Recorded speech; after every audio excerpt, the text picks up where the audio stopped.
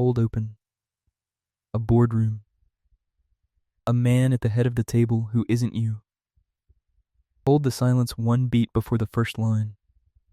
There is a man standing at the head of a glass conference room right now, on the 19th floor, about to sell a company for $47.3 million.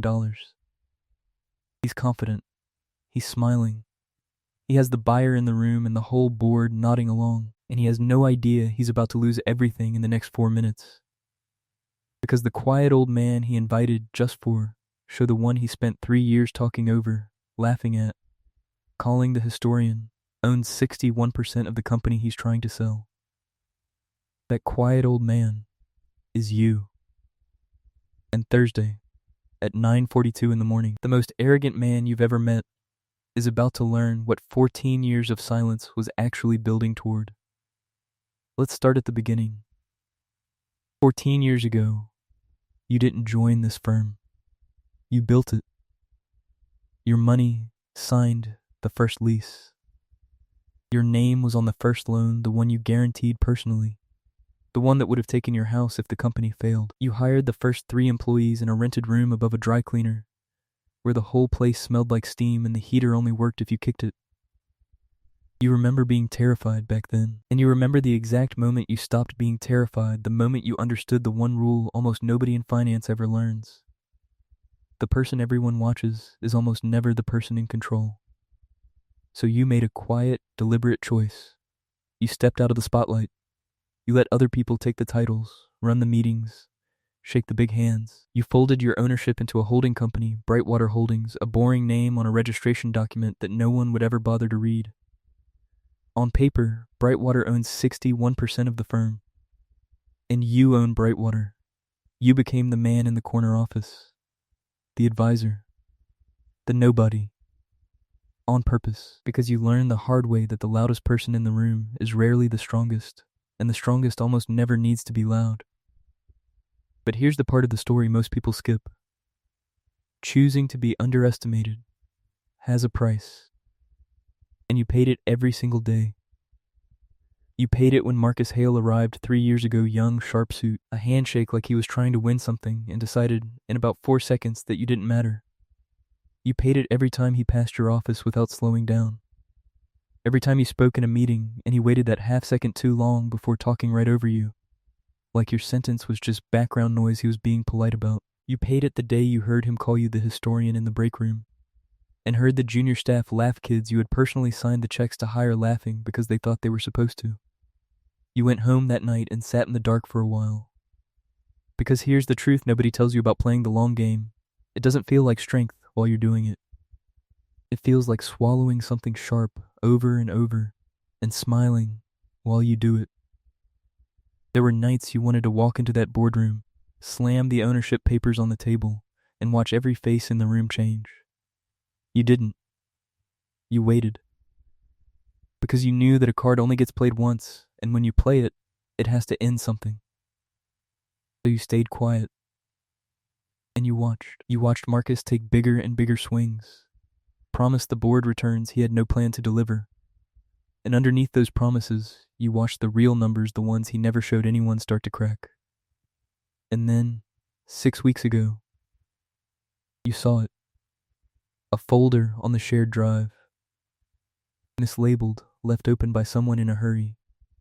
Inside, a term sheet, a proposed sale of the entire firm to a larger fund, Kestrel Capital, for $47.3 million.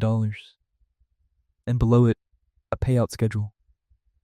Marcus, 8 figures, the senior partners, comfortable, taken care of. And the legacy advisor that's you, the man who built the firm, bought out for $2.1 million and walked quietly out the door. You sat there staring at the screen for a long time. It wasn't the money. You have money. It was the footnote. They had reduced you to a footnote in your own company. They weren't just selling the firm, they were erasing the man who made it possible, and they didn't even think it was worth doing carefully. That was Marcus's real mistake, not greed. Greed is normal in this world. His mistake was that he never once checked whether the man he decided to erase had the power to erase him. He counted the loud voices, He counted the titles. He counted the people who'd be in the room. He never counted the shares. He scheduled the vote for Thursday morning, lined up the board, had Kestrel's lawyers on standby to sign the same day, and he sent you the meeting invite at 11 o'clock on a Tuesday night. Optional, he wanted you there only so the photo would look clean. The old man, nodding along to his own funeral. You looked at that email for a long moment. Then you typed one word back. Attending. Thursday. 9:42 a.m. The board is seated. Kestrel's 2 representatives sit by the window, briefcases already open, pens already out. Marcus stands at the head of the table, walking through his slides like a man rehearsing an acceptance speech for an award he hasn't won yet. And with the board's approval this morning, he says, we move straight to signing. The acquisition closes today. He looks around, nods all around. Then, almost as a joke, almost as a courtesy, he glances at you in the corner. Any objections? You don't stand up. You don't raise your voice. You never have to. You slide a single sheet of paper down the length of the table. It glides across the glass and stops directly in front of him. He looks down. Brightwater Holdings LLC Certificate of Ownership. Majority shareholder of operating firm, 61%. And beneath it, a second page. The firm's real cap table. The one he never thought to pull. The one with your name underneath the holding company that controls everything. The room goes quiet. Not awkward quiet. The other kind. The kind where 8 people realize, at the exact same second, that the entire reality they walked in with was wrong.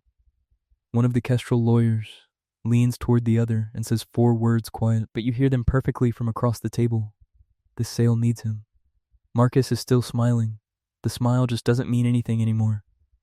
That can't be right, he says. His voice cracks on the last word, just slightly. Just enough. You let the silence sit.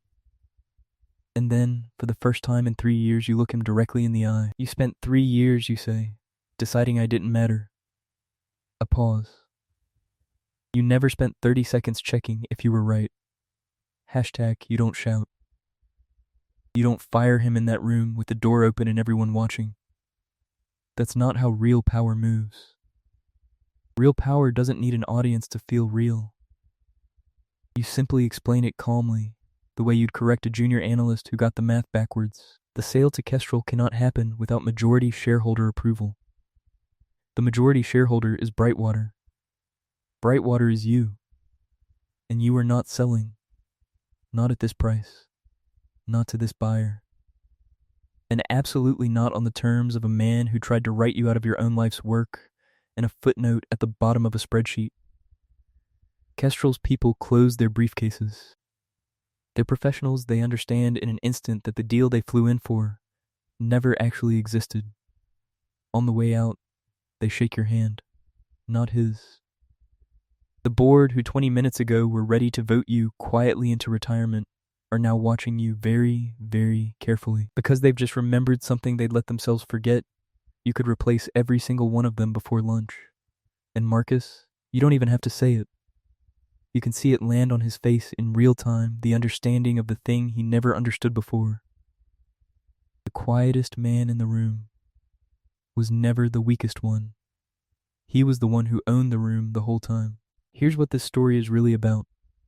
And it was never about revenge. In finance and in life, people confuse being seen with being powerful. They watch the loudest voice, the biggest title, the most expensive suit, and they assume that's where the control is. It almost never is. Real leverage is quiet. It lives in ownership documents, in controlling stakes, in the boring pages nobody reads because they're too busy being impressed by the person performing power in front of them. The man who needs you to know he's powerful usually isn't. The one who lets you underestimate him for 14 years is holding the only signature that matters. Marcus counted the people in the room. He should have counted the shares. So the next time someone decides you don't matter, the next time someone talks over you, laughs you off, writes you into a footnote, you don't have to prove them wrong that day. You just have to remember what they forgot.